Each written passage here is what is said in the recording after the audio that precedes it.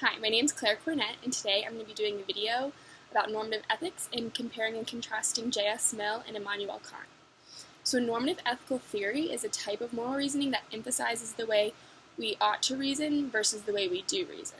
So it doesn't encompass the way people actually make their moral decisions, but in a perfect world, it's something that we should be doing. So there's many theories surrounding normative ethics, but the two I want to focus on today are utilitarianism and deontology. So J.S. Mill created the theory of utilitarianism, and this theory focuses on the idea of the greatest happiness principle that should guide one's actions. So in other words, the outcome is the only real factor that matters when making your moral decisions, and having the greatest happiness in the world should be your motive behind the act, and it makes it morally admissible. So Mill emphasizes consequentialist moral reasoning. This means that consequences of your actions are the most important. So, as an example from Module 1's video about the trolley car, Mill would have found it more moral to push the old man, killing him in order to save the 5 other people. So Kant disagrees with this moral reasoning based on his theory of deontology, and deontology believes that categorical imperatives guide our actions. The motives of our actions are more important than the action itself. So Kant believes that if our motives are not from a motive of duty, then we must be acting immorally. An example of this that I'm going to say from Michael Sandel's Mind Your Motive video from this module. Sandel explained a situation in which a shopkeeper chose not to scam his customers, but his motive was to not get caught. So in this logic, even though the shopkeeper did the right thing by not scamming the customer, his motive wasn't from a motive of duty. It was rather from a motive of selfishness.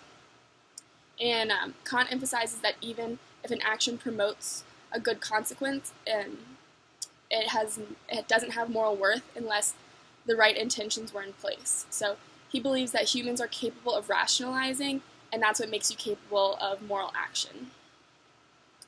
I think that both philosophers have really solid ideas on normative ethical theory, but I personally side stronger with Kant. The way that I view myself and make my own decisions is important to me and my humanity, and I believe more in my own humanity than the greater good. So I believe in humanity, and I think that if everyone acted on Mill's utilitarianism, we would lose parts of ourselves that make us good people. If I can't hold myself to my own set of morals, then what's the purpose of life, in my opinion? I think that regardless of the difference in people's morals, it's important for an individual to feel as though they are upholding their own set of standards. And without that, I feel like we lose all of our humanity, and the worth of human life decreases ultimately. I do feel as though Kant is too strict in his determinants of what is considered a motive of duty, though.